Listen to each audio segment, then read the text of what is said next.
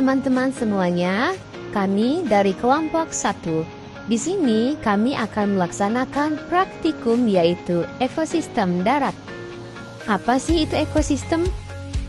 Ekosistem adalah suatu sistem yang terbentuk karena adanya hubungan timbal balik antara makhluk hidup dan di antara keduanya tidak bisa terpisahkan. Ekosistem terdiri atas komponen biotik dan abiotik. Komponen biotik terdiri dari produsen tumbuhan dan konsumen hewan, serta dekomposer pengurai. Sedangkan komponen abiotik terdiri atas bahan anorganik, bahan organik, dan iklim. Dari cara terbentuknya, ada dua jenis ekosistem, yaitu ekosistem alami dan ekosistem buatan. Ekosistem alami merupakan ekosistem yang sudah terbentuk proses secara alami, sedangkan ekosistem buatan merupakan ekosistem yang sengaja dibuat oleh manusia dengan tujuan untuk menjaga keseimbangan hidup di dalamnya. Contoh ekosistem alami adalah hutan, padang rumput, gurun, gunung, sedangkan contoh ekosistem buatan adalah sawah, taman, dan di kebun. Kali ini kita akan melakukan praktikum ekosistem darat alami dan ekosistem buatan. Adapun alat dan bahan yang harus disediakan adalah alat tulis, tabel pengamatan, dan alam sekitarnya. Yang pertama, kita akan menuju ekosistem darat alami, yaitu hutan. Komponen abiotik beserta kondisinya yang ada di hutan antara lain, kondisi cahayanya cukup, suhunya mencapai 32 derajat Celcius, jenis tanahnya gambut dan subur, anginnya sumilir, serta keadaan airnya yang sangat cukup. Kemudian kita akan mengamati komponen biotik yang terdiri dari tanaman dan hewan. Yang pertama ada pohon mangkudu, yang kedua tumbuhan paku-pakuan, yang ketiga tumbuhan kantokeca, yang keempat tumbuhan pucuk merah, yang kelima tanaman palem kuning, yang keenam tumbuhan rumput, yang ketujuh tanaman nuhansung, yang kedelapan pohon bambu.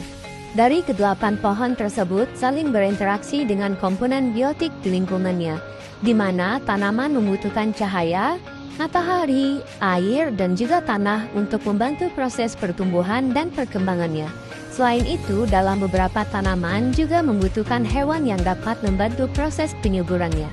Selanjutnya, kita akan mengamati beberapa hewan. Yang pertama ada lebah, yang kedua ada semut rangrang, yang ketiga kadal, yang keempat kupu-kupu. Hewan-hewan tersebut juga berinteraksi dengan komponen biotik dan anbiotik di lingkungannya. Mereka membutuhkan air, oksigen, dan makanan untuk terus bertahan hidup dan berkembang biak. Dalam hal ini, tumbuhan sebagai produsen dan hewan sebagai konsumen. Selain itu, terdapat juga dekomposer atau pengurai. Mereka adalah makhluk hidup atau organisme yang memperoleh energi dengan cara menguraikan sisa makhluk hidup lain yang sudah mati. Nah, di dalam ekosistem hutan ini, mengurai yang ditumbuhi yaitu jamur dan berbagai macam cacing. Selanjutnya, kita akan menuju ekosistem buatan, yaitu alam sekitar. Komponen anbiotik yang kita ambil adalah meliputi cahaya. Lihat cahayanya sangat terik, tanahnya sedikit kering, anginnya sumilir, dan kondisi airnya yang cukup. Adapun komponen biotik yang kita temukan ada ekosistem alam sekitar adalah ada pohon mangga, pohon kelapa, dan tumbuhan putri malu.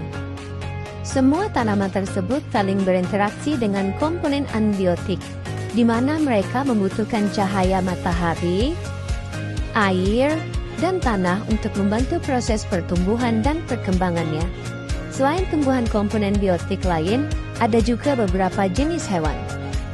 Yang pertama, ada siput, yang kedua ada semut, yang ketiga ada kaki seribu, dan yang keempat ada serangga.